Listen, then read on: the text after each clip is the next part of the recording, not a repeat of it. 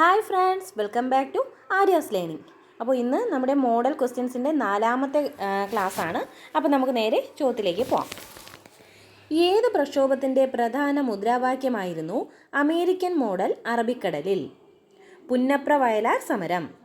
ഏത് പ്രക്ഷോഭത്തിൻ്റെ പ്രധാന മുദ്രാവാക്യമായിരുന്നു American model അറബിക്കടലിൽ? പുന്നപ്ര വയലാർ സമരം. സി കേശവൻ്റെ പ്രസിദ്ധമായ കോഴഞ്ചേരി പ്രസംഗം ഏത് പ്രക്ഷോഭത്തിൻ്റെ ഭാഗമായി നടത്തിയതാണ്? നിവർത്തന പ്രക്ഷോഭം. സി കേശവൻ്റെ പ്രസിദ്ധമായ കോഴഞ്ചേരി പ്രസംഗം ഏത് പ്രക്ഷോഭത്തിൻ്റെ ഭാഗമായി നടത്തിയതാണ്? നിവർത്തന പ്രക്ഷോഭം. ഇനി 3 പ്രസ്താവനകളാണ്, ഏതൊക്കെ ശരിയെന്നാണ്. 1936 ഇലക്ട്രിസിറ്റി സമരം നടന്നത്. ശരിയാണ്. ആർ കെ ഷൺമുഖൻ ചെട്ടിയായിരുന്നു ഇക്കാലത്തെ കൊച്ചി ദിവാൻ. തൃശ്ശൂർ നഗരത്തിലെ വൈദ്യുതി വിതരണം സ്വകാര്യ കമ്പനിയെ ഏൽപ്പിച്ചതിനെതിരെയായിരുന്നു സമരം. അപ്പോൾ ഇത് 3 എന്താണ്? ഇലക്ട്രിസിറ്റി സമരത്തെ പറ്റിയുള്ളതാണ്. 3ഉം ശരിയാണ്. 1936 ഇലക്ട്രിസിറ്റി സമരം നടന്നത്. ആർ കെ ഷൺമുഖൻ ചെട്ടിയായിരുന്നു ഇക്കാലത്തെ കൊച്ചി ദിവാൻ. തൃശ്ശൂർ നഗരത്തിലെ വൈദ്യുതി വിതരണം സ്വകാര്യ കമ്പനിയെ ഏൽപ്പിച്ചതിനെതിരെയായിരുന്നു സമരം. അടുത്ത ചോദ്യം. ഇന്ത്യൻ നാഷണൽ കോൺഗ്രസ് തിരുവിതാംകൂറിൽ പ്രവർത്തനം ആരംഭിച്ചത് ഏത് രാജാവിൻ്റെ ഭരണകാലത്താണ്? ശ്രീമൂലം തിരുനാൾ. ഇന്ത്യൻ നാഷണൽ കോൺഗ്രസ് തിരുവിതാംകൂറിൽ പ്രവർത്തനം ആരംഭിച്ചത് ഏത് രാജാവിൻ്റെ ഭരണകാലത്താണ്? ശ്രീമൂലം തിരുനാൾ. സ്വദേശാഭിമാനി രാമകൃഷ്ണപിള്ളയെ തിരുവിതാംകൂറിൽ നിന്നും നാടുകടത്തി വിളംബരം പുറപ്പെടുവിച്ചതെന്ന്? 1910 സെപ്റ്റംബർ 26. സ്വദേശാഭിമാനി രാമകൃഷ്ണപിള്ളയെ തിരുവിതാംകൂറിൽ നിന്നും നാടുകടത്തിയ വിളംബരം പുറപ്പെടുവിച്ചതെന്നാണ്? 1910 സെപ്റ്റംബർ 26. തിരുനെൽവേലി കളക്ടറായിരുന്ന ആഷ് എന്ന ഇംഗ്ലീഷുകാരനെ വെടിവെച്ചു കൊന്നതാര്? വാഞ്ചി അയ്യർ. തിരുനെൽവേലി കളക്ടറായിരുന്ന ആഷ് എന്ന ഇംഗ്ലീഷുകാരനെ വെടിവെച്ചു കൊന്നതാരാണ്? വാഞ്ചി അയ്യർ. അടുത്ത ചോദ്യം. ഈഴവ മെമ്മോറിയലിനെ പറ്റി ശരിയായ പ്രസ്താവനകൾ ഏതൊക്കെയെന്നാണ്. 1896 സെപ്റ്റംബർ 3 സമർപ്പിക്കപ്പെട്ടു. ഈഴവ മെമ്മോറിയൽ സമർപ്പിക്കപ്പെട്ടത് എന്നാണ്? 1896 സെപ്റ്റംബർ 3. ഡോക്ടർ പൽപ്പു ആണ് ഈഴവ മെമ്മോറിയലിന് നേതൃത്വം നൽകിയത്. 13,176 പേർ ഒപ്പിട്ട നിവേദനമായിരുന്നു ഇത്. അപ്പോൾ 1896 സെപ്റ്റംബർ 3 സമർപ്പിക്കപ്പെട്ടതാണ് ഈഴവ മെമ്മോറിയൽ. ഡോക്ടർ പൽപ്പു ആണ് ഈഴവ മെമ്മോറിയലിന് നേതൃത്വം നൽകിയത്. 13,176 പേർ ഒപ്പിട്ട നിവേദനമായിരുന്നു ഇത്. അടുത്ത ചോദ്യം. സാധുജന പരിപാലന യോഗം ഏത് സംഘടനയുടെ മാതൃകയിലാണ് നിലവിൽ വന്നത്? SNDP. സാധുജന പരിപാലന യോഗം SNDPയുടെ മാതൃകയിലാണ് നിലവിൽ വന്നത്. ഏത് സത്യാഗ്രഹ സമരത്തിൻ്റെ 100ാം ദിവസം ജാഥ നയിച്ചപ്പോഴാണ് AG വേലായുധൻ പോലീസ് മർദ്ദനത്തിൽ കൊല്ലപ്പെട്ടത്? ഏത് സത്യാഗ്രഹ സമരത്തിൻ്റെ 100ാം ദിവസം ജാഥ നയിച്ചപ്പോഴാണ് AG വേലായുധൻ പോലീസ് മർദ്ദനത്തിൽ കൊല്ലപ്പെട്ടത്? പാലിയം സത്യാഗ്രഹമാണ്. പാലിയം സത്യാഗ്രഹത്തിൻ്റെ 100ാം ദിവസം ജാഥ നയിച്ചപ്പോഴാണ് AG വേലായുധൻ പോലീസ് മർദ്ദനത്തിൽ കൊല്ലപ്പെട്ടത്. സ്വാതന്ത്ര്യ സമരകാലത്തെ ഏത് പ്രക്ഷോഭവുമായി ബന്ധപ്പെട്ട് മലബാറിലുണ്ടായ സംഭവമാണ് Keezhariyur bomb case? Quit India സമരം. സ്വാതന്ത്ര്യ സമരകാലത്ത് ഏത് പ്രക്ഷോഭവുമായി ബന്ധപ്പെട്ട് മലബാറിലുണ്ടായ സംഭവമാണ് Keezhariyur bomb case? Quit India സമരം. ഇനി ആദിത്യ L1നെ പറ്റി ശരിയായ പ്രസ്താവനകളാണ്. സൂര്യനെ പഠിക്കാനുള്ള ഇന്ത്യയുടെ പ്രഥമ ദൗത്യമാണ് ആദിത്യ L1. സൂര്യനെ പഠിക്കാനുള്ള ഇന്ത്യയുടെ പ്രഥമ ദൗത്യമാണ് Aditya L1. വിക്ഷേപിച്ചത് 2023 September 2. Aditya L1 വിക്ഷേപിച്ചത് എന്നാണ്? 2023 സെപ്റ്റംബർ 2. PSLV C-57 എന്ന റോക്കറ്റിലാണ് ദൗത്യം വിക്ഷേപിച്ചത്. PSLV C-57 എന്ന റോക്കറ്റിലാണ് ദൗത്യം വിക്ഷേപിച്ചത്. അപ്പോൾ ആദിത്യ L1ൻ്റെ പോയിന്റ്സ് എന്തൊക്കെയാണ്? സൂര്യനെ പഠിക്കാനുള്ള ഇന്ത്യയുടെ പ്രഥമ ദൗത്യമാണ് Aditya L1. വിക്ഷേപിച്ചത് 2023 September 2. PSLV C-57 എന്ന റോക്കറ്റിലാണ് ദൗത്യം വിക്ഷേപിച്ചത്. അടുത്ത ചോദ്യം. International children's film festival of Kerala നടന്നതെവിടെ? Thrissur. International children's film festival of Kerala നടന്നത് എവിടെയാണ്? തൃശ്ശൂർ. 2023 ഡ്യൂറൻഡ് കപ്പ് ഫുട്ബോൾ ജേതാക്കൾ ആരാണ്? Mohan Bagan SG. 2023 Durand cup football ജേതാക്കൾ ആരാണ്? മോഹൻ ബഗാൻ SG. 2023 ഉദ്ഘാടനം ചെയ്യപ്പെട്ട ഉത്കല ആഭ്യന്തര വിമാനത്താവളം ഏത് സംസ്ഥാനത്താണ്? ഒഡീഷ. 2023 ഉദ്ഘാടനം ചെയ്യപ്പെട്ട ഉത്കല ആഭ്യന്തര വിമാനത്താവളം ഏത് സംസ്ഥാനത്താണ്? ഒഡീഷ. ഇന്ത്യയിലെ ആദ്യത്തെ UPI ATM പ്രവർത്തനം ആരംഭിച്ചതെവിടെ? മുംബൈ. ഇന്ത്യയിലെ ആദ്യത്തെ UPI ATM പ്രവർത്തനം ആരംഭിച്ചതെവിടെയാണ്? മുംബൈ. രാജ്യത്തെ ആഫ്രിക്കൻ കാലാവസ്ഥാ ഉച്ചകോടി അരങ്ങേറിയ നഗരമേത്? ആദ്യത്തെ ആഫ്രിക്കൻ കാലാവസ്ഥാ ഉച്ചകോടി അരങ്ങേറിയ നഗരമാണ് നെയ്റോബി. ആദ്യത്തെ ആഫ്രിക്കൻ കാലാവസ്ഥാ ഉച്ചകോടി അരങ്ങേറിയ നഗരമാണ് നെയ്റോബി. ഇന്ത്യയിലെ ആദ്യത്തെ സോളാർ സിറ്റിയായി പ്രഖ്യാപിച്ച സ്ഥലമേതാണ്? സാഞ്ചി.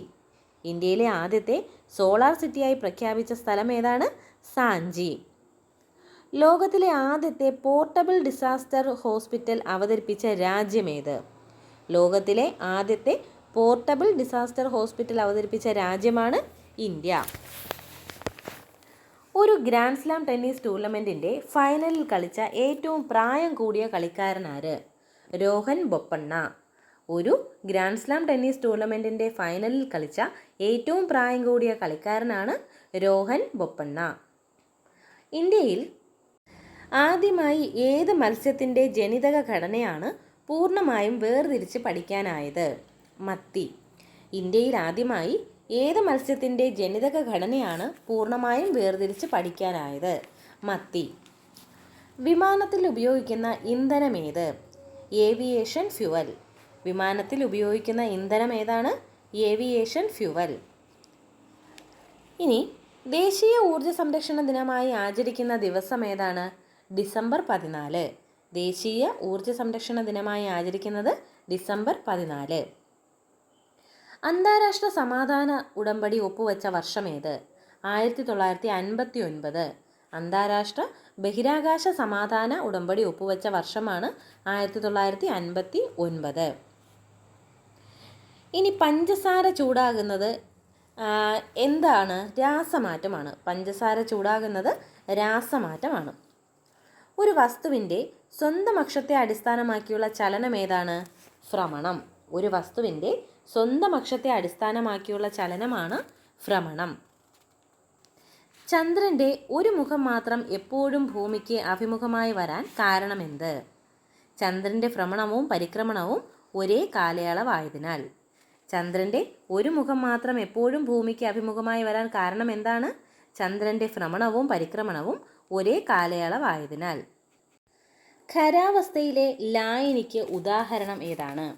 ഇവിടെ കൊടുത്തിരിക്കുന്നത് ഉരുക്ക്, കുമ്മായം, പ്ലാസ്റ്റർ ഓഫ് പാരീസ്, പിച്ചള. ഇതൊക്കെയാണ് ഓപ്ഷൻസ്. അപ്പോൾ ആൻസർ പിച്ചളയാണ്. ഖരാവസ്ഥയിലെ ലായനിക്ക് ഉദാഹരണം ഏതാണ്? പിച്ചള. വാട്ടർ പ്യൂരിഫയറുകളിൽ ജലം അണുവിമുക്തമാക്കാൻ ഉപയോഗിക്കുന്ന രശ്മികൾ ഏവ? അൾട്രാവയലറ്റ്. വാട്ടർ പ്യൂരിഫയറുകളിൽ ജലം അണുവിമുക്തമാക്കാൻ ഉപയോഗിക്കുന്ന രശ്മികളാണ് അൾട്രാവയലറ്റ്. അണക്കെട്ടുകൾ പണിയുമ്പോൾ അടിവശം വിസ്താരം കൂട്ടി നിർമ്മിക്കാൻ കാരണമെന്ത്? ദ്രാവകമർദ്ദം കൂടുന്നത് നേരിടാൻ.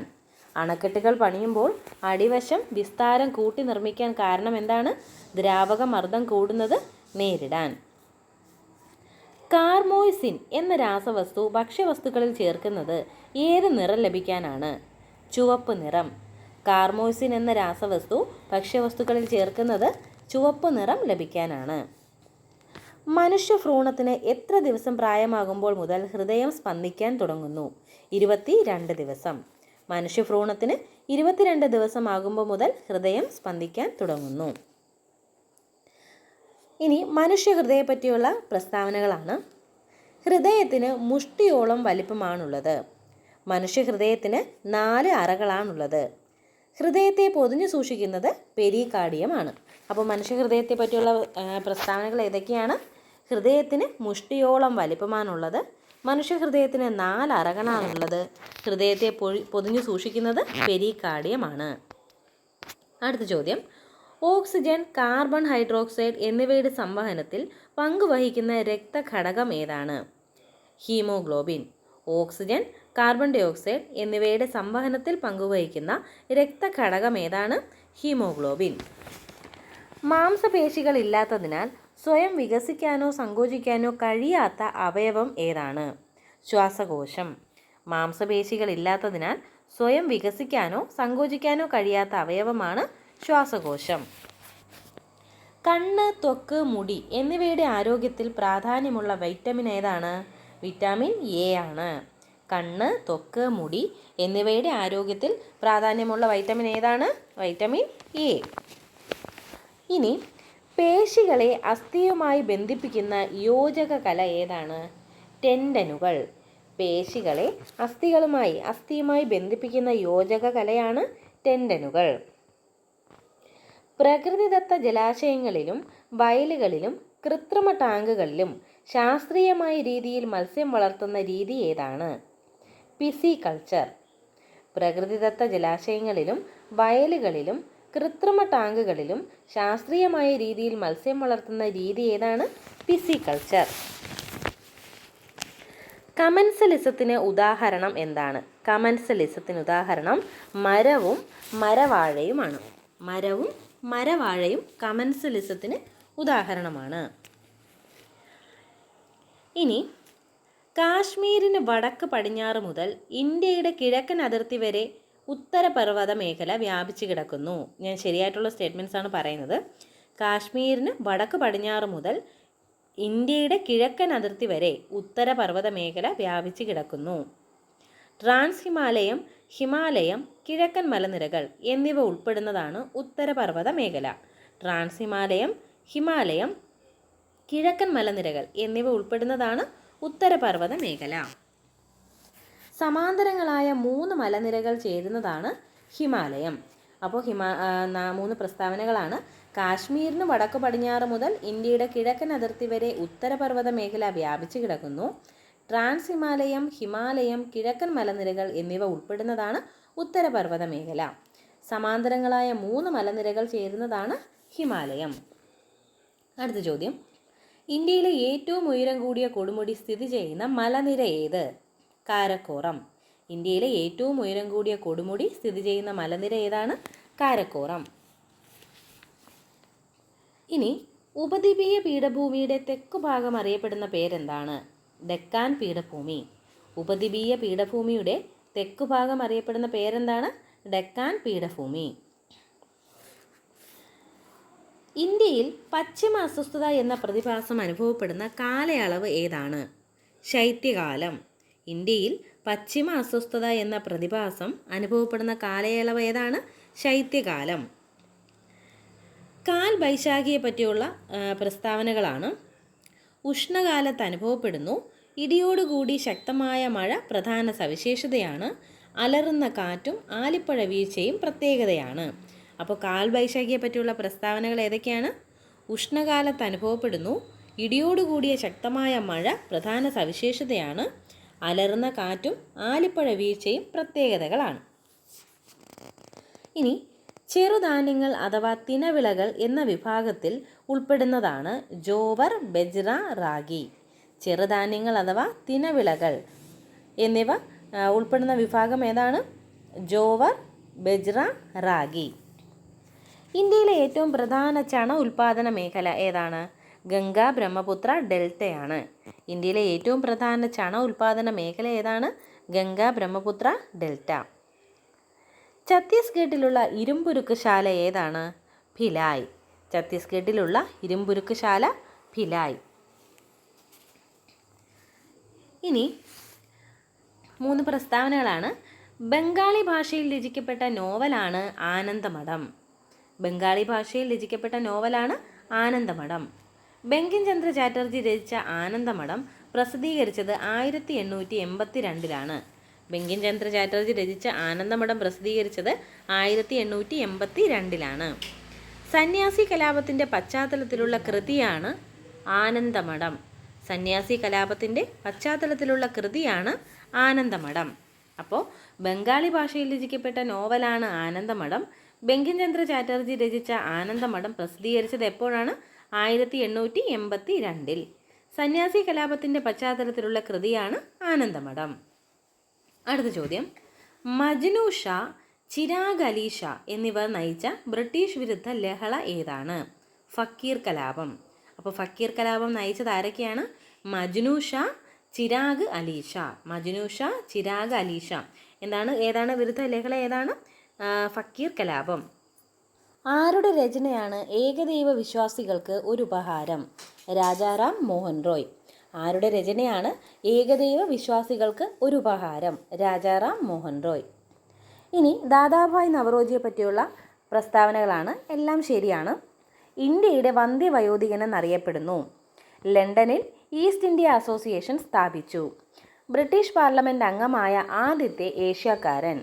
ഇന്ത്യൻ നാഷണൽ കോൺഗ്രസ്സിന് ആ പേര് നിർദ്ദേശിച്ചു. എല്ലാത്തിൻ്റെ ഉത്തരം എന്താണ്? ദാദാഭായ് നവറോജി. ഇന്ത്യയുടെ വന്ധ്യവയോധികൻ എന്നറിയപ്പെടുന്നു. ലണ്ടനിൽ ഈസ്റ്റ് ഇന്ത്യ അസോസിയേഷൻ സ്ഥാപിച്ചു. ബ്രിട്ടീഷ് പാർലമെൻറ്റ് അംഗമായ ആദ്യത്തെ ഏഷ്യക്കാരൻ.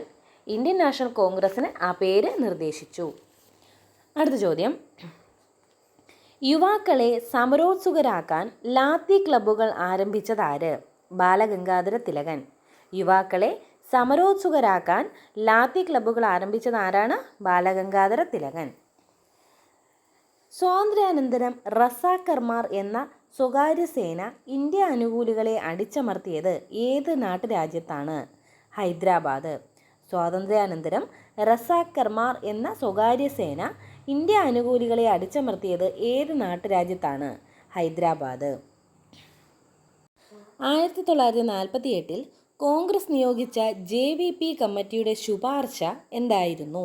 ഭാഷാടിസ്ഥാനത്തിൽ സംസ്ഥാനങ്ങൾ രൂപവൽക്കരിക്കേണ്ടതില്ല. അപ്പോൾ 1948 കോൺഗ്രസ് നിയോഗിച്ച JVP കമ്മിറ്റിയുടെ ശുപാർശ എന്തായിരുന്നു? ഭാഷാടിസ്ഥാനത്തിൽ സംസ്ഥാനങ്ങൾ രൂപവൽക്കരിക്കേണ്ടതില്ല. ഇന്ത്യൻ ഭരണഘടനയുടെ ആമുഖത്തിൽ പറയുന്ന സ്വാതന്ത്ര്യങ്ങളിൽ ഉൾപ്പെടുന്നവയാണ് ചിന്തയ്ക്കുള്ള സ്വാതന്ത്ര്യം, ആശയപ്രകടന സ്വാതന്ത്ര്യം, വിശ്വാസത്തിനും മതനിഷ്ഠയ്ക്കുമുള്ള സ്വാതന്ത്ര്യം. ഇന്ത്യൻ ഭരണഘടനയുടെ ആമുഖത്തിൽ പറയുന്ന സ്വാതന്ത്ര്യങ്ങളിൽ ഉൾപ്പെടുന്നതാണ് ചിന്തയ്ക്കുള്ള സ്വാതന്ത്ര്യം, ആശയപ്രകടന സ്വാതന്ത്ര്യം, വിശ്വാസത്തിനും മതനിഷ്ഠയ്ക്കുമുള്ള സ്വാതന്ത്ര്യം. ഇന്ത്യയിലെ ജനങ്ങൾക്ക് ഉറപ്പു നൽകേണ്ട അവകാശങ്ങളുടെ പട്ടിക സമർപ്പിച്ച റിപ്പോർട്ട് ഏത്? Nehru committee report. ഇന്ത്യയിലെ ജനങ്ങൾക്ക് ഉറപ്പു നൽകേണ്ട അവകാശങ്ങളുടെ പട്ടിക സമർപ്പിച്ച റിപ്പോർട്ടാണ് നെഹ്റു കമ്മിറ്റി റിപ്പോർട്ട്. ഭരണഘടനയിലെ സമത്വത്തിനുള്ള അവകാശത്തിൽ ഉൾപ്പെടുന്നവ ഏതെല്ലാം? നിയമത്തിന് മുന്നിൽ സമത്വം, വിവേചനം നിരോധിക്കൽ, തൊട്ടുകൂടായ്മ നിരോധിക്കൽ, സ്ഥാനപ്പേരുകൾ നിർത്തലാക്കൽ. എന്തൊക്കെയാണ് ഭരണഘടനയിലെ സമത്വത്തിനുള്ള അവകാശങ്ങളിൽ ഉൾപ്പെടുന്നത്? നിയമത്തിന് മുന്നിൽ സമത്വം, വിവേചനം നിരോധിക്കൽ, തൊട്ടുകൂടായ്മ നിരോധിക്കൽ, സ്ഥാനപ്പേരുകൾ നിർത്തലാക്കൽ. ബാലവേല നിരോധിക്കുന്ന ഭരണഘടനാ അനുച്ഛേദം ഏതാണ്? അനുച്ഛേദം 24. ബാലവേല നിരോധിക്കുന്ന ആർട്ടിക്കിൾ ഏതാണ്? ആർട്ടിക്കിൾ 24. ഇനി നിർദ്ദേശക തത്വങ്ങളെ പറ്റിയുള്ള പ്രസ്താവനകളാണ്. ഭരണഘടനയുടെ ഭാഗം 4 ഉൾപ്പെടുന്ന ആശയങ്ങൾ. ഒരു ക്ഷേമരാഷ്ട്രം നിർമ്മിക്കാനുള്ള നിർദ്ദേശങ്ങൾ ഉൾക്കൊള്ളുന്നു. സാമൂഹിക, സാമ്പത്തിക, രാഷ്ട്രീയ പരിപാടികൾ ഉൾപ്പെടുന്നു. അപ്പോൾ ഇതൊക്കെയാണ് എന്താണ് നിർദ്ദേശക തത്വങ്ങളെ പറ്റി പറയുന്ന പ്രസ്താവനകൾ. ഒന്നുകൂടെ പറയാം. ഭരണഘടനയുടെ ഭാഗം 4 ഉൾപ്പെടുന്ന ആശയങ്ങൾ. ഒരു ക്ഷേമരാഷ്ട്രം നിർമ്മിക്കാനുള്ള നിർദ്ദേശങ്ങൾ ഉൾക്കൊള്ളുന്നു. സാമൂഹിക, സാമ്പത്തിക, രാഷ്ട്രീയ പരിപാടികൾ ഉൾപ്പെടുന്നു. അടുത്ത ചോദ്യം. ഇന്ത്യയിൽ ദേശീയ പതാക നിയമം അഥവാ ഫ്ലാഗ് കോഡ് നിലവിൽ വന്നതെന്ന്? 2002 ജനുവരി 16. ഇന്ത്യയിൽ ദേശീയ പതാക നിയമം അഥവാ ഫ്ലാഗ് കോഡ് നിലവിൽ വന്നതെന്നാണ്? 2002 ജനുവരി 16. ഇന്ത്യയുടെ ദേശീയ ഗാനം മുഴുവനായി ആലപിക്കാനുള്ള സമയം എത്രയാണ്? 52 സെക്കൻഡ്. ഇന്ത്യയുടെ ദേശീയ പഞ്ചാംഗമായ ശകവർഷ കലണ്ടറിലെ ആദ്യത്തെ മാസം ഏതാണ്? ചൈത്രം. ഇന്ത്യയുടെ ദേശീയ പഞ്ചാംഗമായ ശകവർഷ കലണ്ടറിലെ ആദ്യത്തെ മാസം ഏതാണ്? ചൈത്രം. ഇനി കേരളത്തിലെ ഏതൊക്കെ ജില്ലകളിലായാണ് പെരിയാർ വന്യജീവി സങ്കേതം സ്ഥിതി ചെയ്യുന്നത്? പത്തനംതിട്ട, ഇടുക്കി. കേരളത്തിലെ ഏതൊക്കെ ജില്ലകളിലായാണ് പെരിയാർ വന്യജീവി സങ്കേതം സ്ഥിതി ചെയ്യുന്നത്? പത്തനംതിട്ട, ഇടുക്കി. അറബിക്കടലിലും വേമ്പനാട്ട് കായലിലുമായി പതിക്കുന്ന കേരളത്തിലെ നദി ഏത്? പെരിയാർ. അറബിക്കടലിലും വേമ്പനാട്ട് കായലിലുമായി പതിക്കുന്ന കേരളത്തിലെ നദിയാണ് പെരിയാർ. കേരളത്തിലെ ആദ്യത്തെ ജലവൈദ്യുത പദ്ധതി ഏതായിരുന്നു? പള്ളിവാസൽ. കേരളത്തിലെ ആദ്യത്തെ ജലവൈദ്യുത പദ്ധതി ഏതാണ്? പള്ളിവാസൽ. ഇനി കേരളത്തിൻ്റെ ഭൂപ്രകൃതിയുമായി ബന്ധപ്പെട്ട പ്രസ്താവനകളാണ്. സുഗന്ധവിളകളുടെ കൃഷിക്ക് അനുയോജ്യമായ കാലാവസ്ഥയുള്ളത് മലനാട്ടിലാണ്. കേരളത്തിൽ ഏറ്റവും അധികം വിള വൈവിധ്യമുള്ള ഭൂപ്രദേശം ഇടനാടാണ്. ഭക്ഷ്യധാന്യങ്ങൾ, പച്ചക്കറികൾ, കിഴങ്ങുവർഗ്ഗങ്ങൾ തുടങ്ങിയവയുടെ കൃഷിക്ക് അനുയോജ്യമായ ഭൂവിഭാഗമാണ് ഇടനാട്. അപ്പോൾ സുഗന്ധവിളകളുടെ കൃഷിക്ക് അനുയോജ്യമായ കാലാവസ്ഥയുള്ളത് മലനാട്ടിലാണ്. കേരളത്തിൽ ഏറ്റവും അധികം വിളവൈവിധ്യമുള്ള പ്രദേശം ഇടനാടാണ്. ഭക്ഷ്യധാന്യങ്ങൾ, പച്ചക്കറികൾ, കിഴങ്ങുവർഗ്ഗങ്ങൾ തുടങ്ങിയവയുടെ കൃഷിക്ക് അനുയോജ്യമായ ഭൂവിഭാഗമാണ് ഇടനാട്. കേരളത്തിലെ നൈൽ എന്ന് വിശേഷിപ്പിക്കപ്പെടുന്ന നദിയാണ് ഭാരതപ്പുഴ. കേരളത്തിലെ നൈൽ എന്ന് വിശേഷിപ്പിക്കുന്ന നദി ഏതാണ്? ഭാരതപ്പുഴ.